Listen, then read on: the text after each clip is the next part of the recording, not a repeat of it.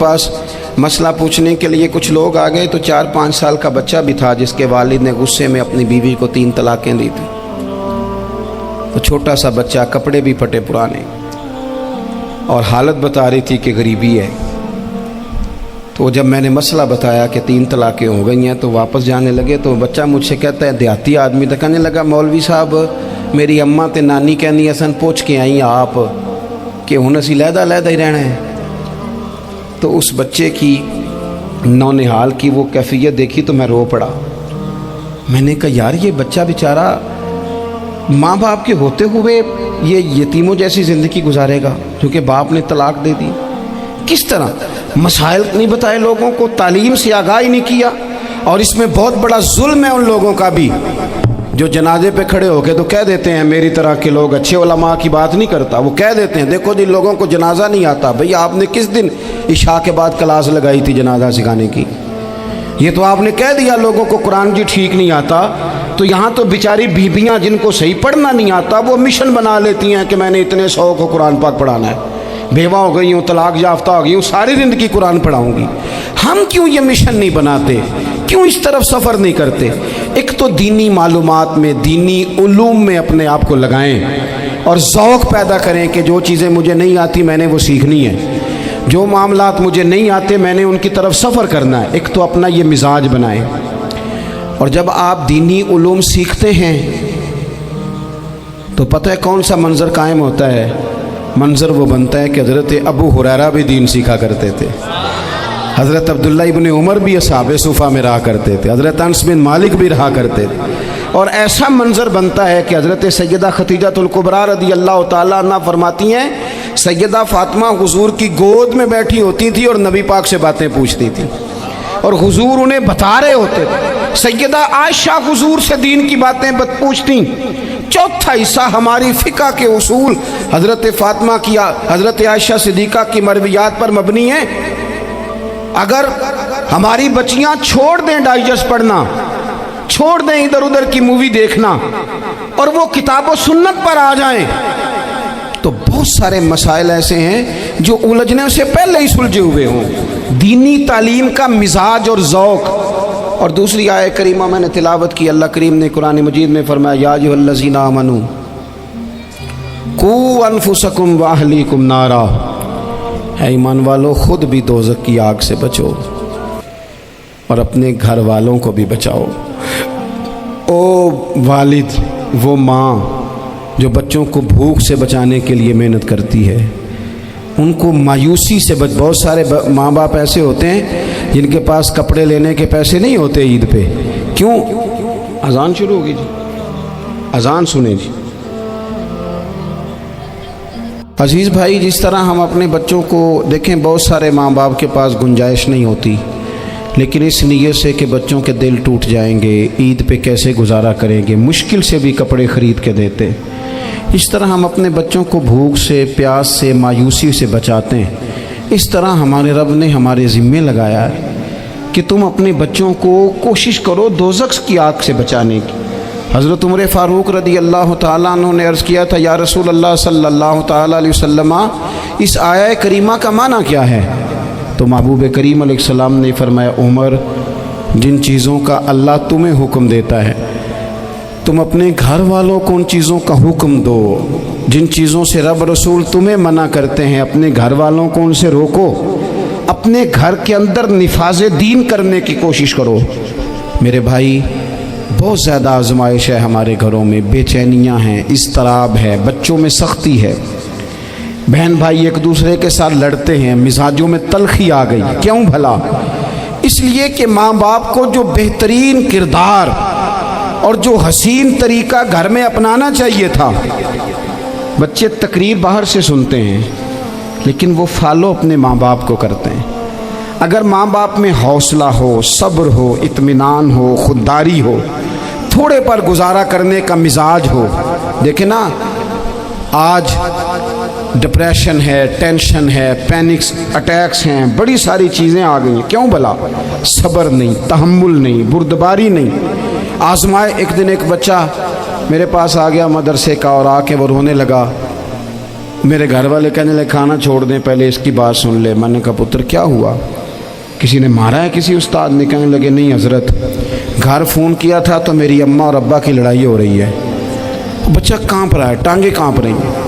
میں نے کہا کیا ہو کیا گیا تمہیں پتر، لڑائی ہو رہی ہے تو گھروں میں ہو ہی جاتی ہے۔ کہنے لگے نہیں آپ کو پتہ نہیں، وہ بڑا سخت لڑتے ہیں۔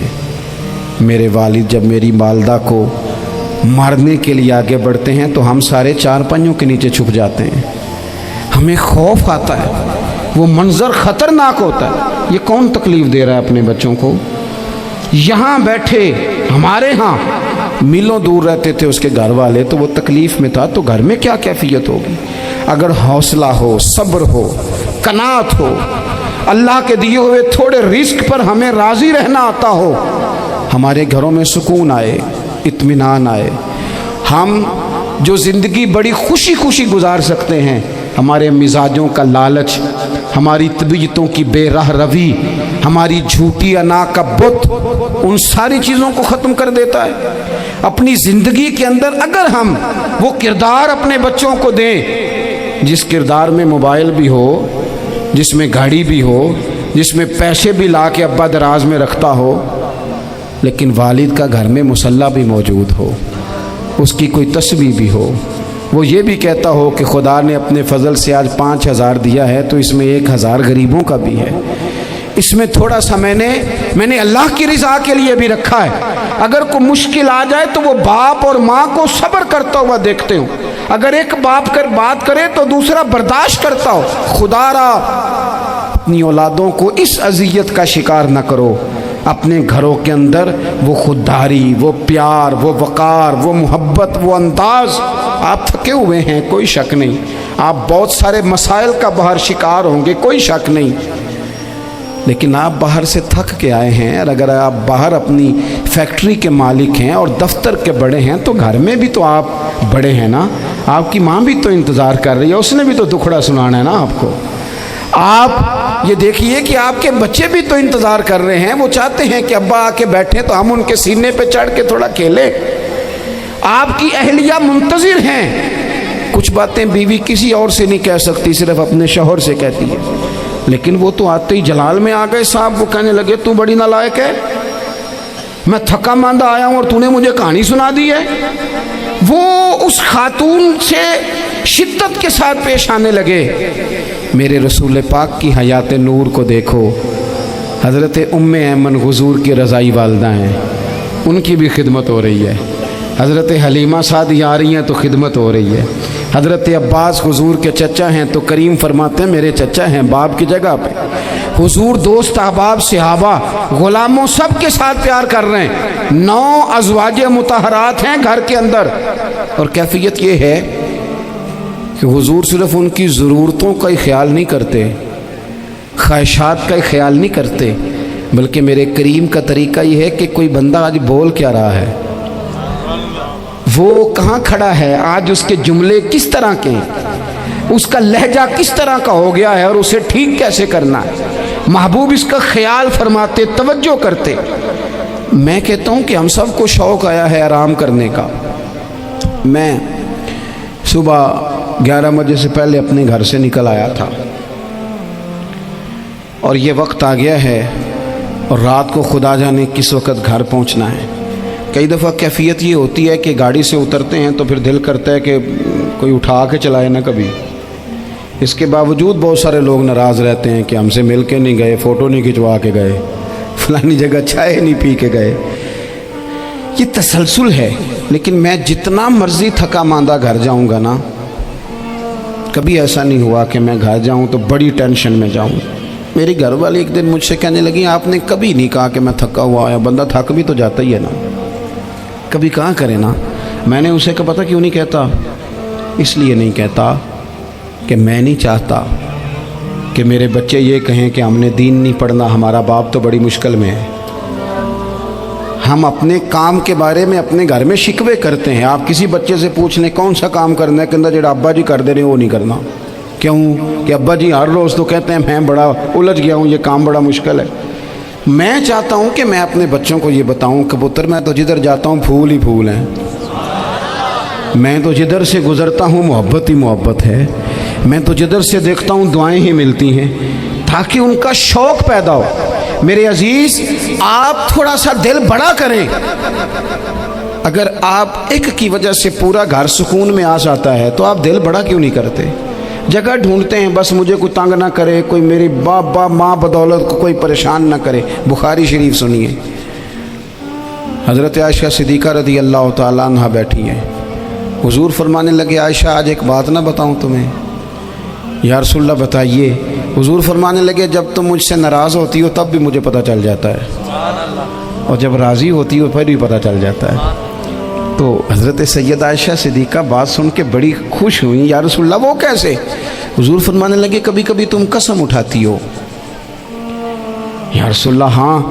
فرمایا جب ہوتی ہو نا راضی خوش تو پھر کہتی ہو مجھے رب محمد کی قسم صلی اللہ علیہ وسلم، پھر تم میرے نام کے ساتھ رب کریم کا نام ملا کے قسم اٹھاتی ہو، رب محمد کی قسم۔